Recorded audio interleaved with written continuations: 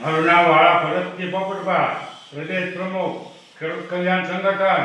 આવતી 11/8/2026 અને મંગળવારે સવારે મહુવાના વડલી ભૂતનાથ દાદાના મંદિરે 10:30 કલાકે ખેડૂતો, માલધારી, પશુપાલકો, ખેત મજૂરો વગેરેની આપણે મિટિંગ રાખેલી છે. એમાં સિંહ, દીપડા, જંગલી પ્રાણી, રોજ ભૂંગણા અને રખડતા ઢોરનો કાયમી ઉકેલ શું એ બાબતે ઝઘડી ચર્ચા કરી અને સરકારને છેલ્લું અલ્ટિમેટમ આપવાનું છે. હવે કોઈ પણ સંજોગે, કોઈ પણ ભોગે અમારા પ્રાણ વ્યા જાય તો કુરબાન છે, બાકી હવે લડી લેવાનું છે. હવે અમારા ભાવનગર, અમરેલી કે રેવન્યુ વિસ્તારની અંદર અમારે સિંહ, દીપડો, રોજડું કે ભૂંડનું જોવે નહીં. જેને સરકારને કે જંગલ ખાતાને જે કરવું એ કરે, આપણે એની અમે કાંઈ વાંધો નથી. એને જંગલી પ્રાણી ગમે એટલા રાખવા હોય, ગમે એટલા લાખોની સંખ્યામાં દીપડા સિંહ કરે, પણ અમારા રેવન્યુ વિસ્તારમાં નહીં, અમારા ખેતરમાં નહીં, અમારા ગામડામાં નહીં.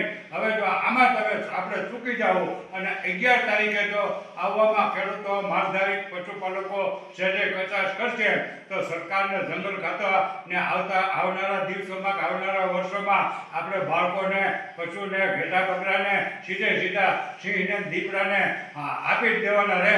કારણ કે અત્યારે હજારોની સંખ્યામાં દીપડા છે, 2-5 હજારોની સંખ્યામાં સિંહ છે, 2-5 હજાર દીપડા છે.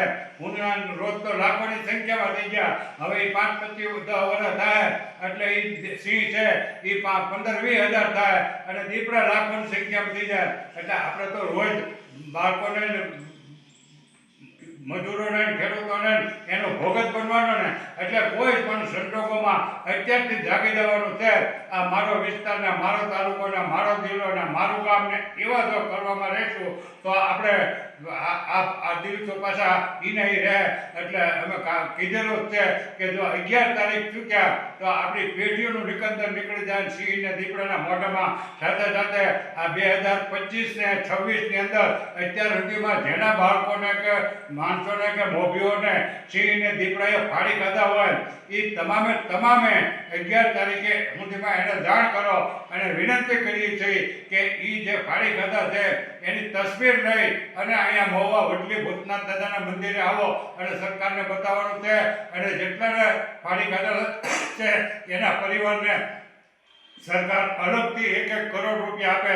કારણ કે એના પરિવાર જેના દીપડા સિંહ ફાડી ખાધા એનો પરિવાર આર્થિક રીતે ખૂબ એનું જે કામ કરવાનું હોય, મજૂરી કરતા હોય, ખેતી કરતા હોય કે પશુપાલન, એમાં એને હવે આનંદ કે કામ કરવાની ઓલી નથી થવાની. એટલે એ આર્થિક રીતે આખી જિંદગી દબાઈ રહેવાની છે. એટલે સરકાર એને 1 કરોડ રૂપિયા આપે એવી આપણે માંગણી કરવાની છે.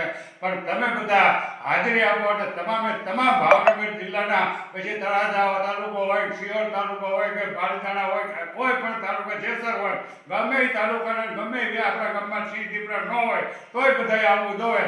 ખાસ કરીને માલધારી સમાજ મોટી સંખ્યામાં આવે એવી પણ અમારી એક વિનંતી છે.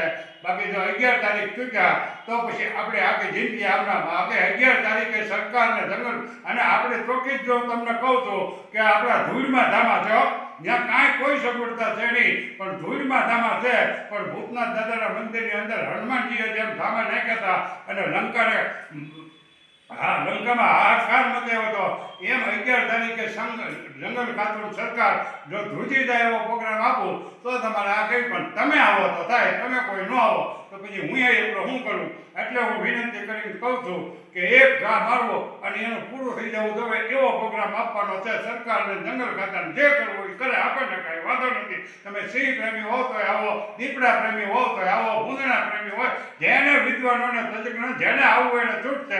બાકી અમારે હવે રેવન્યુ વિસ્તારમાં, ગામડામાં સિંહ દીપડા રોજ ભૂંગળા રખડતા તો નથી જોતા. જય હિન્દ, જય ભારત.